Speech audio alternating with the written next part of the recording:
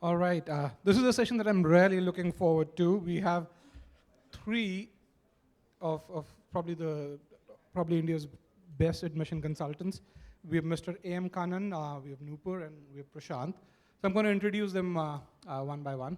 We'll start with Mr. Kannan. Mr. Kannan is an alumnus of IIT Kharagpur. He is a graduate of IIM Bangalore. Mr. Kannan, please.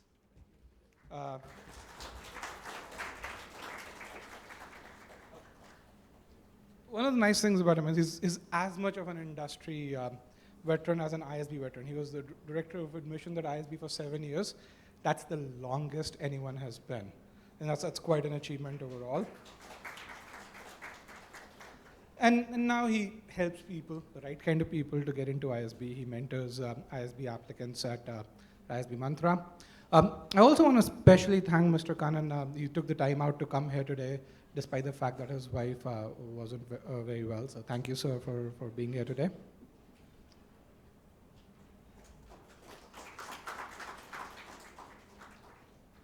Next, I want to introduce Nupur. Nupur is a wonderful friend. She's a Wharton MBA graduate. She's also the founder of a boutique MBA consulting firm called Crack the MBA. She focuses on M7 schools, right? So she specializes on M7 schools, and she has a ton of experience in helping people get to those schools. One of my favorite things, she is also the president-elect of e-GMAT. It's a body, it's an organization of Graduate Admissions Council. It's an organization that I absolutely love. And she's going to help us understand what do B schools globally look for. And then towards the end, we have Prashant. Prashant is someone who I call him the go-to guy for me. You need help, he gets things done. He's had an elaborate career in education consulting and more so in MBA consulting overall. He's founded or co-founded 2 companies, and that's no mean feat, and he's helped over 1,000 students get into ISB. Probably, I think, the most that any admission consulting company has done in India overall. Yes. So, let's hear some cheers for Prashant. So here's how we're going to go about this panel. I'm going to ask them a few questions, and Mr. Kannan is going to focus on an ISB perspective, and Nupur and Prashant are going to probably focus on an international MBA perspective. So that way, all your questions are going to get answered. We're going to take about 25 minutes in this session to look at a predefined set of questions, which I think will interest you all. And then towards the end, we're going to open a Q&A. So we'll have about 15 minutes for a Q&A. All right. So let's get started. So your MBA application, it's a very complex application. You have your goals essay, you have other essays, you have a letter of recommendations, you have your resume overall, and you have the overall application to the B school as well. So if you could shed light on the key things that B schools look at while evaluating your candidacy. So starting with you, Mr. Kannan. Yeah, we broadly look at a few areas. Ultimately, B schools, people do mistake a B school for a placement agency. They are not a placement agency. They are actually an educational institution. So fundamentally, if it's an educational institution, we are going to be looking at your educational background. How good has it been? Okay. So you need to have, and in ISB, we started from class 12 onwards for the simple reason that a class 12 is something that you can compare across the board. Because 90% of the students came from CBSE or state board, but they're all comparable. But you can't compare an engineering with a BSc or a BA or whatever, but the class 12 is something that is comparable. So there is a baseline there where we look at class 12 onwards. So class 12, then the graduation. So we are looking at all those. So basic, fundamental, one, education, because ultimately you have to perform well in the classroom, okay? Second is, I would term the GMAT also as an indicator of your ability to perform in the classroom. So broadly, we used to categorize the GMAT also as part of the education part of it. Then your background in terms of what are your experiences. How have you done in your career to date? How has the progression been? Have you displayed any traits of leadership, initiative, problem solving, managing people, getting along with people, etc., etc. So that's the next part. And the third is, of course, the third and fourth. The third is the essays. Now, essays basically, one of the commonest question is, how are you so unique? And it can be worded in various forms. You can say, if there is only one seed, why should it be given to you? Or what is the most unique thing you have done in life, etc., etc. The objective of this is to really figure out what is it that makes you tick. That's about it, okay? And remember one thing, in any B school worth its salt, 50% of the learning will actually happen outside of the classroom with your peer group. And the more diverse the peer group, the better is the learning and the experience that you have in the B school. That's what, I mean, again, diversity is something that's a very, very mistaken stuff all over the world, okay? India, no exception, okay? So why do we need diversity? We simply need diversity because to give you a better experience, number one, and so that your peer-to-peer learning becomes that much better than if you have a bunch of, and believe me, teaching a class which is full of only engineers is one of the most difficult things that is possible, okay? Because one of the constructs that an engineering background gives you is, what is the right answer? You're discussing a case, at the end of the case, there would be at least one, I had that experience, I used to teach as well. One guy in the class would put up a girl would put up a hand and say, sir, can you tell us what is the right answer to this case? Okay. The fact of the matter is in a B school or any business, okay, there are no right answers, there are no wrong answers either. There are only right approaches. There are wrong approaches. And that's what case studies essentially tell you. And they also tell you that there are multiple approaches to solve the same problem. So that's what that diversity essay really talks about. And of course, the recommendation. By the way, if you notice any ISB application, you have 3 essays, one of them which is optional. So each of them 300 words long, okay? That's 900 words to tell us a story about yourself. The recommender has about 10 questions, each is about 150 words. He has more than double what you have to say. So the recommender ends up telling us far more than what you ever can hope to achieve in that 900 words. And thankfully, we used to have 2 essays, 2 recommenders. So we get a full 3,000 words about you to tell us what you are like. And for God's sake, don't try to fudge that. I've had situations in the past where I got supposedly from 2 different recommenders, identical recommendations, word to word. So it became very obvious that the candidate had kind of fudged it. We didn't look beyond that. He was rejected on the spot. There was no, otherwise he had excellent credentials, by the way, this candidate. Good GMAT, good ACADS, everything. That was one reason why we did not even call him for an interview. So be careful, and above all, my advice to everybody is be yourself. Yes, you can go to people like us for consultation, but the story that you write has to be yours. The content has to be yours. We can only help you put it in a better fashion. That's about all that consultants can do. For God's sake, don't expect consultants to write the essays for you. That's the worst thing I have a very classic example on that. There was this guy with a phenomenal 3 essays. And it said, wow. Along the line, he decided there was a gap of about a year or year and a half in his career, and he decided to use that gap right at the bottom of that resume to explain that gap. Not one sentence of that explanation, which went to about 150 words, was correct grammatically. Not one. And he had beautiful essays. So these are the kind of things that raises red flags.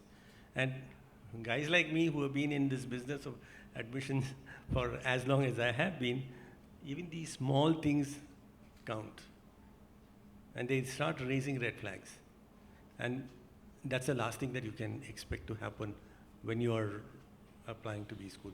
Make sure that your stories are your own. Your achievements are your own. Because if you get called for an interview, the interview is going to be based on your essays. They can't invent thing to ask you. The first initial question will all be based on your essays. For instance, there was this person who claimed to have managed an $8 million project in an IT company, IT services company. Came in front of me, asked the person, the first question I asked the person was that a fixed bid or a T&M project? And back came the reply, what do you mean by T&M and what do you mean by fixed bid? The interview virtually ended there. Okay, because that itself told me that whatever the person had written was either somebody else had written or it was a figment of his or her own imagination. So be careful. Be honest, be yourself above all. We want you to be yourself. Don't try to be somebody else. Or don't try to think that these people prefer these kind of people, therefore I would like to project that. It doesn't work. You cannot be consistently that other person over a half an hour interview. You will be found out. That's really insightful, Mr. Kannan. Thank you. So, Nupur and Prashant, would you guys want to?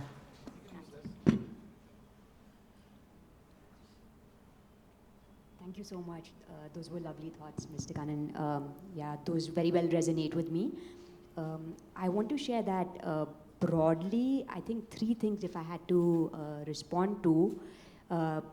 Most schools in some way, shape or form, and I think Mr. Kannan touched upon most of the themes anyways, talk about 3 things, which are intellectual vitality, then a habit of leadership, and personal qualities. So you'll see those in some shape or form. For example, with Harvard, you'll see analytical abilities, you'll see leadership, you'll see community citizenship as part of their evaluation criteria. The way I described it, that's part of Stanford. With Tuck, you'd see it as smart, accomplished, nice, self-aware. So in some shape or form, you'll see these qualities. And just to touch upon these a little bit more, with intellectual vitality, what are some of the things or what are some of the ways in which schools can test for this? It could be through your GMAT. It could be through your academic performance, which is very well reflected in your transcripts. It could very well be tested in the interviews as well. How might they gauge for leadership? I think your essays and your resume, your recommendations, those could be some great places to evaluate for those. And one thing I want to highlight here is past leadership is important because that's a predictor of future potential. So it's not just about what you say you want to do, it's also about demonstrating that you've had a past habit of doing that. That becomes important. And when we talk about personal qualities, I think Kannan sir talked about that. So definitely those things matter. And in fact, Tuck specifically introduced the criteria NICE. So these are things more and more schools are caring about these. With Duke, for example, one thing that they care about is DQ, which stands for decency quotient. So more and more, increasingly, you are seeing a focus on this. And if I'm to share a small example of how somebody may bring something like this up. So in the past, I was working with a candidate, and this person was in manufacturing, And they had a small unit of about 50 workers. And what happened is, in their state, there was a lot of lashback against immigrant workers. And what was happening as a result of that was some, let's just say, untoward elements were making life difficult for these people. And there were also concerns around safety.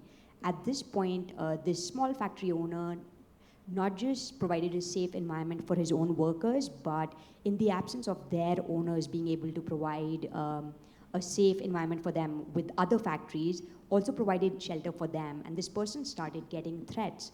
And then just the way they navigated that situation, I think that reflected a lot of these qualities, be it leadership, be it their personal qualities. So this is just a small example I wanted to share there. And I think in the interest of time, I'll pass it along to Prashant now. Just before Prashant said, so I think but leadership is a great thing. Hopefully we can get a few articles from you on leadership. Happy to do that. Thanks, Nupur. So yes, the question is well answered in terms of the broad areas that schools are looking for. I'll try to sum it up in 3 different buckets. First would be your learnability, because how well have you learned over the years? How well will you be able to learn going forward? And that is something, that's where your GPAs and your GMAT and how you have performed on these parameters come in. So that is the first thing that schools value and look for. Second thing is, again, your recruitability, because you may be doing great, but if you are not recruitable, then we have a problem. So again, how you have done at your work, how has your career progression been, shows how recruitable you are, because if you have just been testing software for 5 years in an IT company last 5 years, then it may question your recruitability once you land up in the US and spend 2 years and potentially stay away from your work. So you may not even get that testing role again. So the point is, schools really look at how recruitable you are, and that's where the essays, that's where the career goal essays, what are you looking for? Can you make that switch that you are aspiring for? And the third element, which Nupur was touching upon, the nice thing at Duke, or the DQ at, nice element at Tuck, or the DQ at Duke, is something that is important, and I bucket it into a cultural fit, because the idea is schools not just look at awesome professionals in the class, they need people who will put in a lot of energy, and your peers would like to connect with you, your peers would like to have friends with you. So it is important to have that cultural fit. Nupur and I were at Duke Fuqua last month, and one thing that was common across all staff, everyone we met and every student we met, was this fun element. So Duke has this 25 fun facts question that has been there for long, and you see that everywhere, and that is why visiting schools gives you that impression of how a cultural fit is important. So connect with schools, coming back to my favorite part, connect with schools, understand if you are a cultural fit there. So I think those are some really, really good responses. I think, can we have a round of applause for all 3 of them? So I'm tempted to go towards those fun things, but I think I'll move forward in the interest of time. So there's a question, I think we'll start with Prashant. So Prashant, let's say a candidate is done with the GMAT, he still has about 9 to 12 months before he or she applies to a business school. I, as a candidate, what can I do in these 9 to 12 months to improve my candidacy? Right. So I think it's very relevant at this point of time, because we are in June, and there is still some time in hand. A lot of candidates come to me in August saying, I want to apply to 5 schools in the next 20 days. Then I cannot give this advice, but I can give it to you, because you are in good shape to do extra things. You're preparing for the GMAT, yes, but then I'm sure there are times when you are, you are kind of really exhausted studying the SC and the quant, and you want to do something different that still adds to your application and still adds to your effort to get into a top school. So first thing that I strongly recommend is taking up extra courses online. I mean, it's easy now. 5 years back, it was not so much there, but there's Coursera, there's EDX, there is so much out there. You're telling the school that I'm happy to spend $1 crore, but hey, there is a course free of cost. I don't care about it. And the same Wharton, same Kellogg, same faculty. HBX. So top schools, top universities, top professors are giving you courses. You talk about getting into business analytics, but you've not done any course on analytics. So where is the hunger to learn? And that is something that schools value. And the easiest way and the most tangible way to build your profile is take up a few online courses. And I had a candidate who got into NYU with 50% scholarship. In the last 1 year, he had done 8 online courses, and he took out time for that along with his work at RBS. So the idea is, there's an easy way, requires effort, but then it's tangible. It shows on your CV. So essentially, you're kind of trying to make a connect between where you want to go and what you're doing today. If you do that, it definitely furthers your candidacy. Right. So you do things that are in the context of what you want to do, not random courses, of course. And that there's a lot of planning that goes into what courses you should take up, because there's some time that you're investing into it. And then the next thing that you can do, of course, is connecting with schools. That builds your profile. I've touched a lot upon that, so I'll not detail it further. And beyond that, I think there is, because often at work we are not in control. You do what you're told to do. You take up a project which you're assigned to. So you are in control outside your work. Can you take up leadership responsibilities outside? Can you take up pro bono projects? There are people who want to take up digital marketing projects outside. I mean, there are startups who are happy to engage you if you show that you are interested. It is a risk for them. It is a learning for you. But if you ask them money, they may not engage you. But then if you do a pro bono project with them, you learn about their business, not just digital marketing, but you learn about a startup. You learn, and you work with 5 startups, you understand how startups work. So there are pro bono projects you can take up. There are assignments you can take up in your own office, in your own context, beyond your own project. And one important thing that people ask is about engaging with NGOs. Schools are not particular about an NGO. Schools are particular about the impact that you create. And an impact can be in your own personal space, or in your small space in the circle of people you are associated with. But if at all you engage with an NGO, don't just go on a weekend, teach poor kids, and be happy about it. The problem is that is something that your 10th standard brother can do. So if someone as talented as you has to engage with an NGO, ensure that you are putting in some strategic contribution into it. Ensure that you are helping them organize stuff, you're helping them scale up, you're putting in something that helps them even when you're gone. So if these 3 things you can do in the next 4 or 5 months, I think it will really add a lot of value.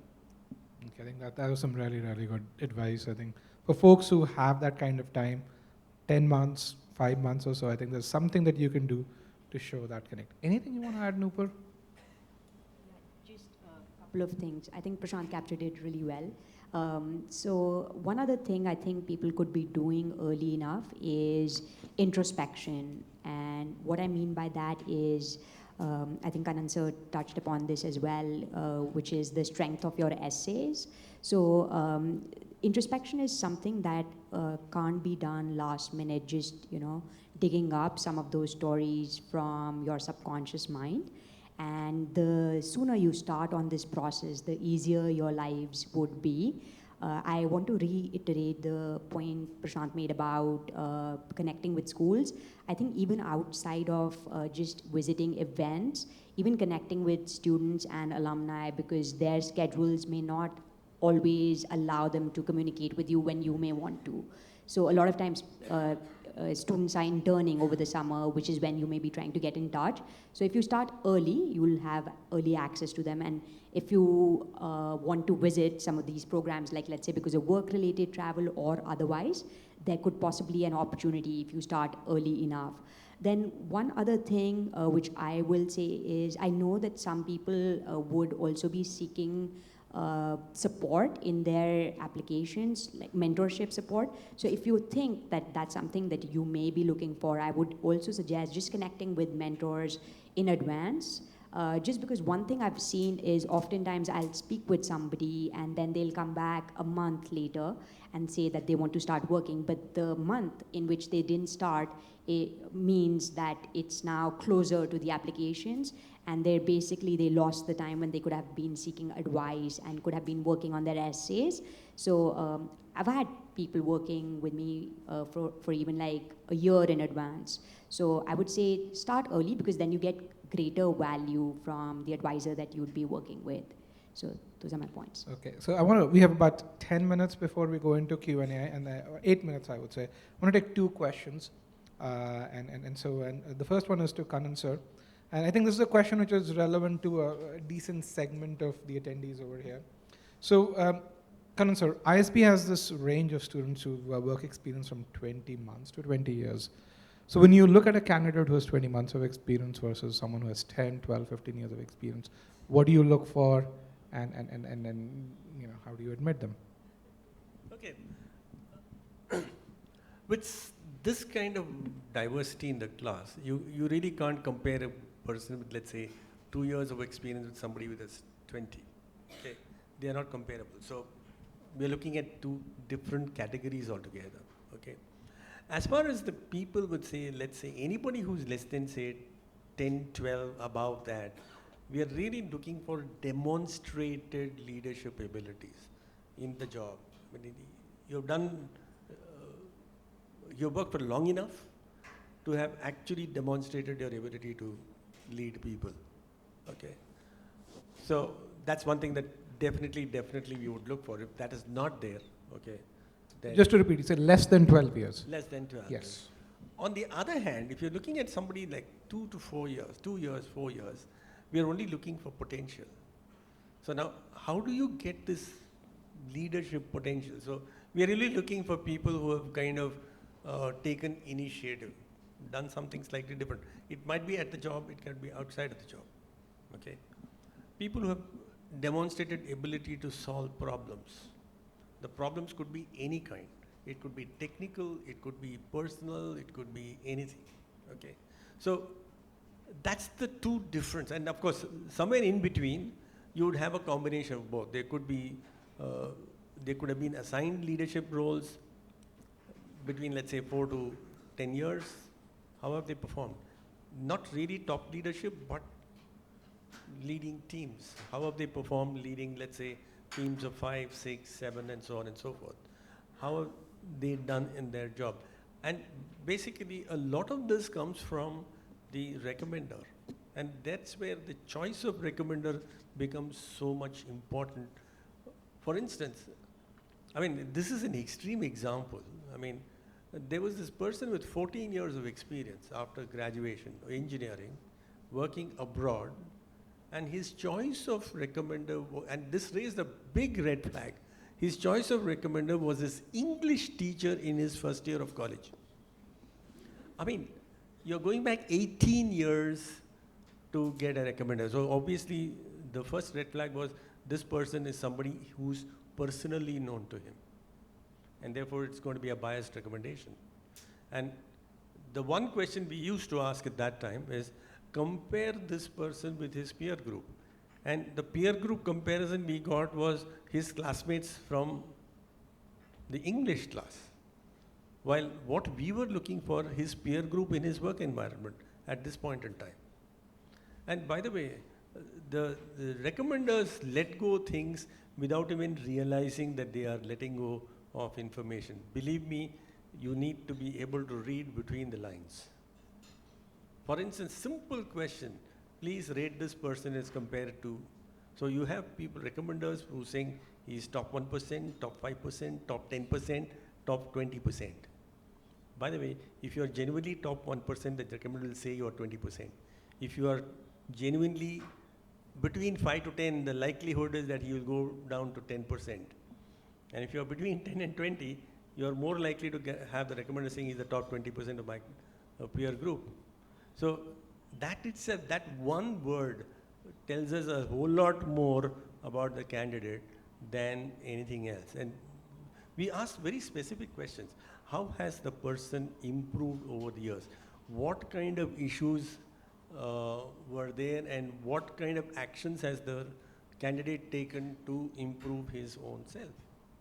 These are very, very loaded questions and very directive questions. So we need examples, okay? And we also ask people, what is the biggest achievement this person has had?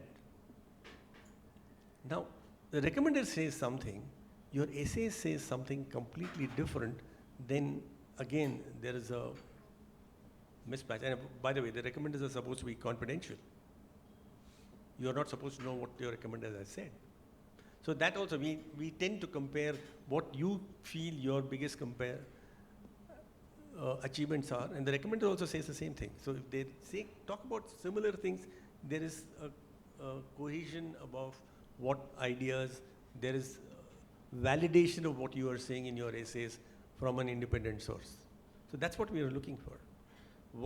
At one end, we want demonstrated leadership. At the other one, we want potential for leadership, which is gauged by certain parameters. Thank you so much for that answer. I just want to say one thing, just to add to what Mr. Kannan said. Your letter of recommendation, even though it's standardized across many schools now, thanks to the GMAT, it's a very big effort. I mean, I've given 3 recommendations to e-GMATers, to e-GMAT employees, and it's a lot of work to do that. So make sure you engage with your recommender at least a month and a half in advance if you're looking to get a genuine recommendation. That's one thing that I'll tell you. It's about 5 hours of effort to do a good recommendation. I would add one more point. There was one candidate quite some years ago who had a recommendation. He was relatively 3 years into an organization like HDFC Bank or something like that, and he had a recommendation with Mr. Deepak Parekh. Okay, so again, immediate red flag. I had the dean call up Mr. Deepak Parekh. I have done that, okay, and asked the dean to talk to him and say, how genuine was that recommendation? How does he know this candidate? And of course, he was ultimately shortlisted for this thing because that response was spontaneous. So it is good to have a good recommendation, okay, but it should not be way out of line, okay. So I had that, I've done that. I've actually done cold called some recommenders to figure out what he is talking about. So once in a while, if you have those doubts, colleges do ring up recommenders. HBS at one point in time famously used to have, the recommender used to invariably have a longer interview than the candidate itself. Okay, so you be very, very clear when you're giving recommendations. What are you saying? Because most of the questions, of course, they are standardized right now, but they are very, very leading specific questions. So unless you know the candidate well, you can't be a recommender also. That's very well said, Kannan. So the next question is to Nupur and Prashant, and this is about international schools. So several international schools have introduced what we now know as a video essay. Could you throw some light on what it is and how should candidates go about it?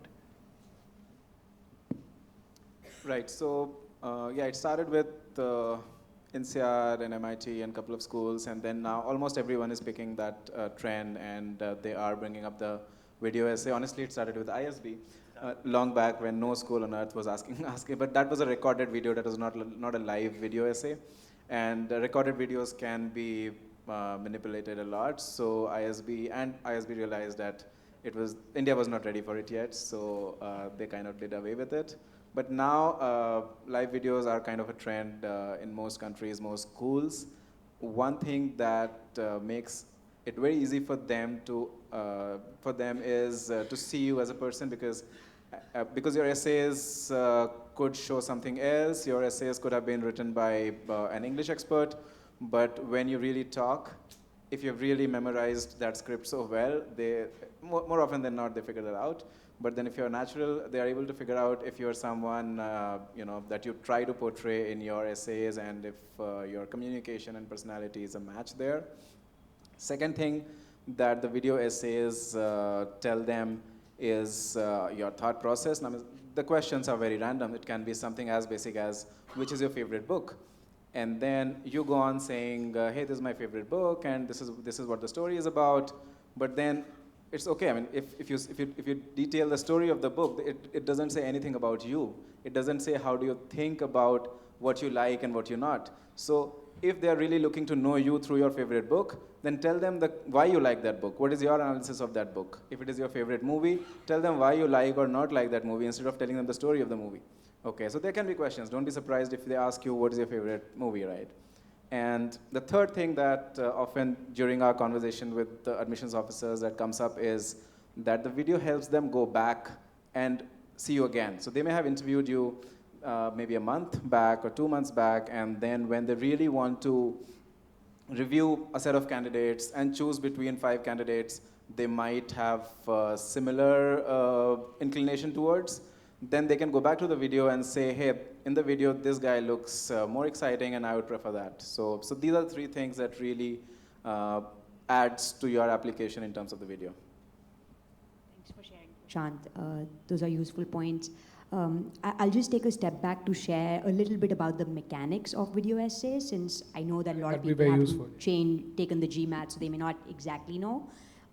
So just to share what exactly video essays are, they are impromptu video-based responses which often come up after you submit your applications. So just as an example, once you submit, you may get a link and have about 2 days to complete 2 to 3 responses. And usually schools have practice portals where you have some sample questions and then you get a chance to record yourself and view yourself in that setting. So that's broadly what they are. And typically you have anywhere from 30 to 60 seconds to prepare your response. So as you can imagine, that's very limited time to think on your feet. And schools are also testing your ability to think on your feet. So in terms of the kind of questions, Prashant touched upon several of them, some additional type of questions that you can expect to see. It could be related to a business problem or like a statement such as, in a team, the weakest member is what determines the strength of the team, agree or disagree. So you could be asked to opine on certain statements. It could be behavioral questions like, tell us about a time when you faced an obstacle at work and how you approached that situation. It could be about the school itself, why you were interested in attending that school and what your goals are. Typically, Kellogg, as an example, has that kind of question. So those are some additional examples of the kind of questions that you may expect to see in these video essays. Then some tips about some do's and don'ts as far as preparation is concerned. So sometimes I've seen that what candidates do is there's definitely a lot of sample questions available where you can at least practice, say, about 10, 20, or however many you're comfortable with, and just think about what kind of responses you have. And what that will do is that will give you a sense for what are some broad themes you're looking to communicate to the admissions committee about yourself. You also want to think about what you've already communicated in the written application and bring about some differentiating points, because every piece of your application is sort of like real estate, right? You want to use it well. And so that's one aspect where you can practice. You can also practice yourself on video. So, you know, how a lot of times when people see themselves on video, they're surprised by how they come across. So I think practice there would be useful. Attire matters a lot. So a lot of times I see advice where, you know, it's just the top that matters, you know, even if you're wearing PJs, that's okay.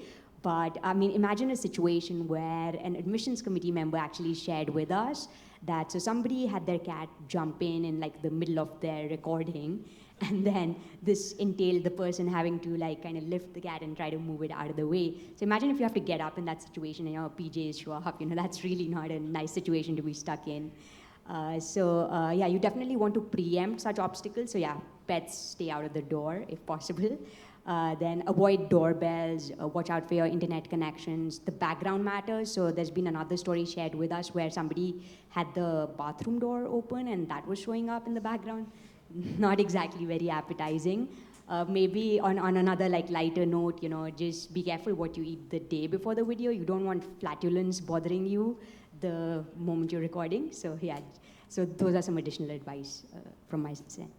I think those are some really great insights. I mean, if you are invited for the video essay, or while submitting the video essay, I'm sorry, make sure you have curtains.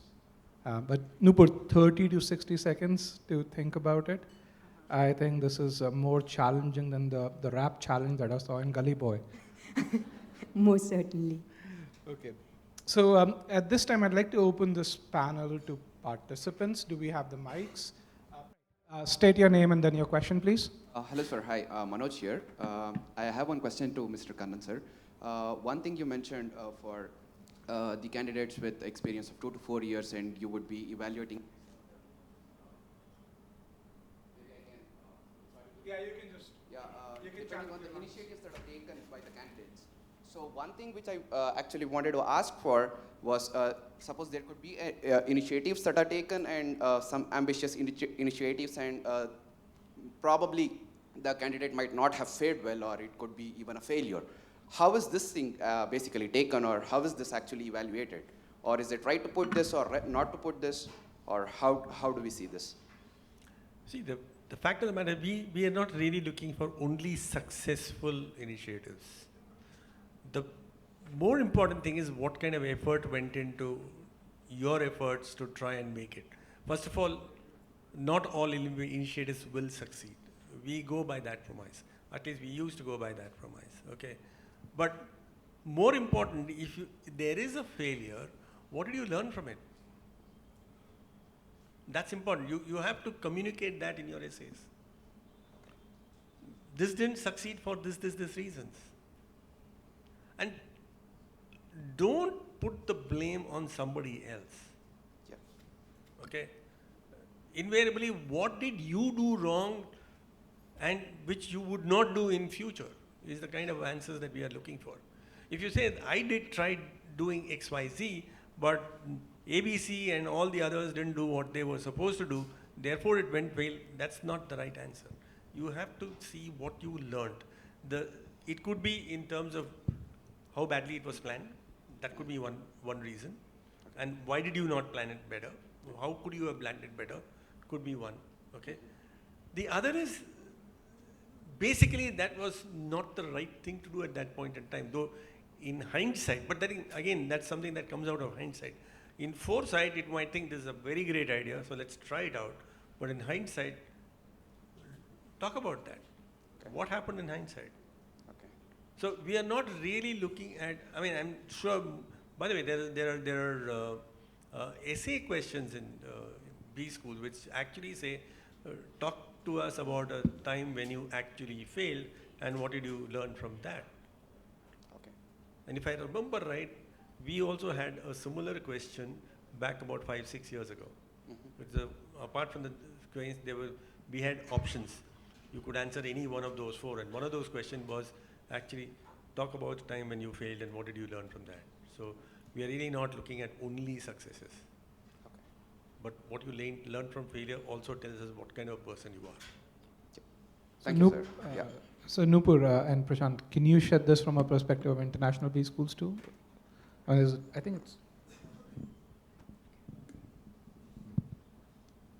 Right, so I think what applies to ISB in this context very much applies to international schools as well.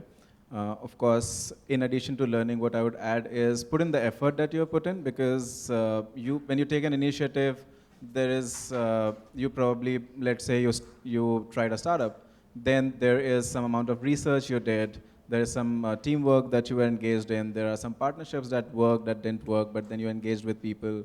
So there can be minor challenges, then there can be major challenges, but then there's a lot of effort that because it's an important initiative for you and that's why you're talking about it. So there must have been a lot of effort that you might have put in, and at that effort, it'll add value to your essay. And just to reinforce, I think what Kannan said very well, aptly, is internalize, don't externalize. And as long as you show a coachability and an ability to learn from your mistakes and do better, that's actually something desirable. Schools actually love when they see that. So if it's all just success, success, success, that's boring. Who wants to read about that, right? Even for those of you who are familiar with Lord of the Rings, why do we like it? There's so much challenge involved, right? And it's not just that, oh yeah, it was really easy, they did it in a day. So I think actually the up and down, the failures make the applications more interesting even. I think let's get to the question at the back. Sharanga, at the back. Back. Not the tables, but the theater seating. Yes. Hi, thanks Rajat. My name is Sharvani. I'm a student of e-GMAT. So I'm also looking at ISB as my top choice.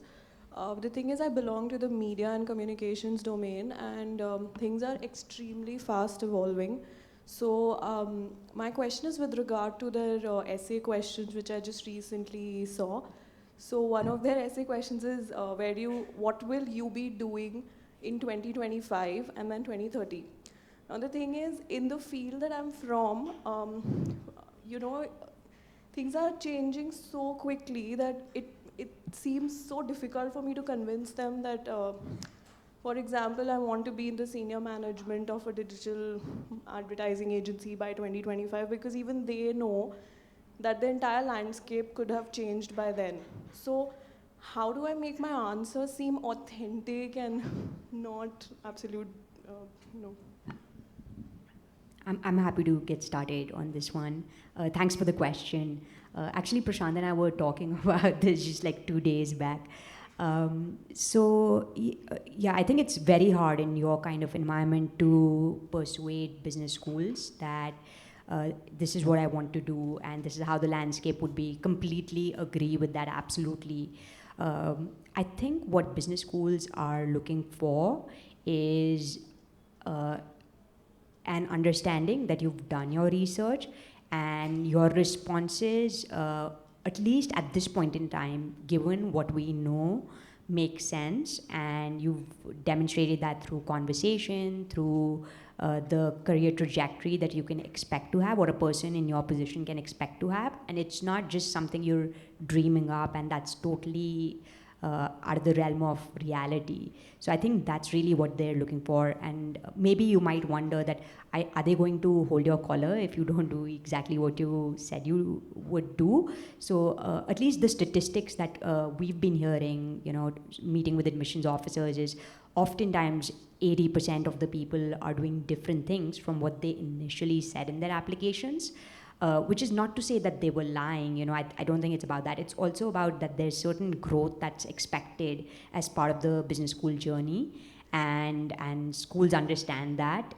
So definitely your goals might change as the landscape evolves, and that's okay, but at least based on what you know at this point in time, do your best, and at least it should be logical. That's what they're looking for. So just adding to that, I wanted to quickly run through this. I got my profile evaluated some time ago, and the same responses that, you know, do those MOOC exams and Udemy, etc., to show an inclination towards something you want to be employed in the future. But then I've spoken to some ISB alumni, and they say that, you know, you may, again, your interests may change and you may want to score well. I mean, before starting the ISB course, I take up, say, 5 different marketing side courses, but then I like management consulting more, I score better. But then when I go in the you know, interviews for hiring processes, they may be like, okay, your resume is so confused, you showed inclination towards marketing, but now you want this job. So how is it possible to have that kind of vision or foreseeability before applying, etc.? Right. Are you talking about your specific case, just to understand better? Generally, I mean, you can take certain, you know, to build your profile, you take a certain kind of courses, but then you change course during your, you know, 1 year of study, and is your employability affected by these factors? That doesn't happen at all. Employability doesn't change at all. Okay, you had a certain idea before going to a B school.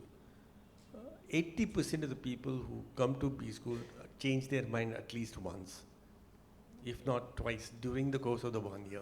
Okay, and if it's a 2-year program, the change is much faster and much more. Okay, there are very few people like yours truly who stuck to manufacturing, and I stuck to manufacturing right through my career. And the only change I made was towards the end and moved to education.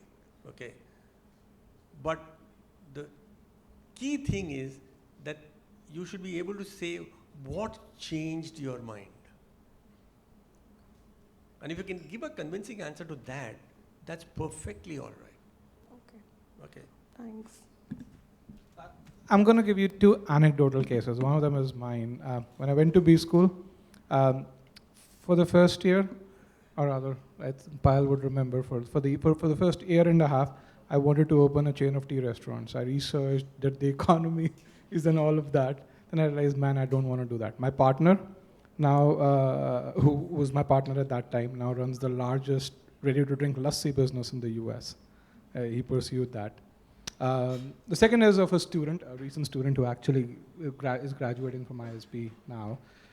From your background, she worked at Reuters, and she's now going to be heading branding for a consumer products good company. This was not something that she wanted to do. She changed her mind, and yeah, and she's really happy that she's doing that. I think let's get over here.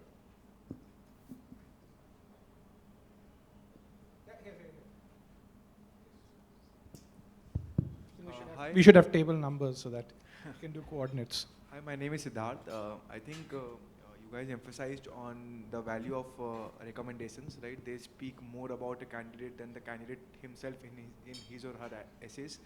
So, and you also emphasize that how the recommendations should be in alignment with the essays, right? So, isn't it like manipulating your recommendations because I've never said it's confidential, right? it's confidential. So the point is, what you see as your achievement, invariably, see, that's the whole point. Invariably, the recommender is supposed to be somebody who's within the organization, who's been your immediate senior. So whether there is, both of you see the same thing as a significant achievement, that's what I was talking about. No point in time did I say you should manipulate the recommender, okay? So it's quite likely, but the point is, it happens. See, no admission process is going to be completely perfect and everything fits in. It never happens that way, okay? When these kind of stark differences happen, invariably I've had a occasion to ring up the recommender and say, he's saying this, where does the thing? I have always clarified this with the recommender. I have either emailed them or I have also gone to the extent of cold calling them and said, you've recommended so-and-so, this is what he's saying, how do you kind of square it up, okay? Of course, the ideal thing is, of course, there was umpteen cases where I found both of them talking about the same thing. It makes life easier for the admissions director, that's about it. For instance, there was this guy who was working with Maruti shop floor, and he was handling about 7 or 8 physically challenged. I mean, they couldn't speak or hear. I mean, they were that kind of person. This guy took the trouble of learning sign language, and that was great. And this is back in 2005 actually. But see, these are the instances that one never forgets. I've been in admissions since then, but these are a few anecdotes which I would never forget, because not only his recommender said exactly the same thing. And by the way, there was some guys in the interview panel who actually knew sign language. They said, okay, let's talk in sign language. We are not going to leave you at face value. Okay? So, while by and large we take everything at face value, on the fly we do tend to test out. Okay? Next question. See, Let's go somewhere over here. He has a mic already. Hello. I do have. Yes. I'm sorry. Hi, I'm Puneet, and I do have a personalized question, and I think it might lie in the interest of the others as well. I've been here in a corporate for almost 3 years, not exactly 3. And looking back at my profile and the things that I have accomplished in my life, I'm from a small town here down south, and I've made the most of the opportunities that I've had in my life. I've been my head boy. I've been the head boy of my school that I've been in. I've headed the sports community there. I've conducted several workshops in my college. And even in my area of employment, even in my corporate, I've shown places and instances where I've headed few problems. I've leaded the team, and I do have the certifications for that. But taking into the largest spectrum, coming out of that, I see myself competing against people who have experience of over 10 years, who have headed a team, who have leaded a team, people who have had tryouts for the nationals. I just had a word with an ISP alum, and he was a national tryout, and they have their own startups. They have much more in their profile. And the profile that I have, I don't think it is that much that can be competed against them. But taking into places where you can head up and you can lead, maybe in that way I can probably compete against them. So what do you think that I should do, or a person who has a normal profile, how do you showcase that? How do you make that eligible to compete with the top B schools, to have a chance, to have a shot at that? Very good question, Puneet, because this is something that comes up often in our discussion with admissions officers, that there's a guy from IIT, average guy, he just got into IIT, that's his achievement, but he didn't do well there, or he did decently well there. And then there's this guy who has excelled, like you say, you come from a background, a rural background, you didn't grow up in Bangalore perhaps, and there's this guy who is perhaps the first to go to college in his generation. He made the best use of the opportunities he got, and he is where he is, but then he could only reach a certain stage because he didn't have a head start. So the idea is, and the answer is, be yourself, because you have a story to tell. So you've done things, and coming back to the other part of your question, that you're competing with people with 8 years, 10 years, you're not. So as Mr. Kannan stated earlier, the categories are different, the parameters are different. So when schools assess someone with 3 years of experience and someone with 10 years of experience, what they're looking for is different. So you will be compared to people with 3 years of experience. Have you made the best use of the 3 years that you've got? You say yes, then you are eligible for a top school. Show them the 3 parameters or the couple of parameters that we discussed. It's okay if you're not the best among the peer group. There are enough seats in the class. If you are someone they really want in the class, if you have a story to tell, they will be interested. And one more thing. The worst thing that you can do is undermine yourself, which is what I hear you saying. That's the worst thing that you can do. You seem to have some fairly good credentials to your name. Why do you think that is inferior to somebody else's? Okay? So first learn to not undermine yourself. Put your best foot forward, things will work. At the outset, I'd like to thank Mr. Kannan, Nupur, and Prashant for this enlightening session. I think I learned a lot. I'm sure you guys learned a lot. It was a real pleasure to have you here, sir. Once again, and Prashant and Nupur, wonderful as always.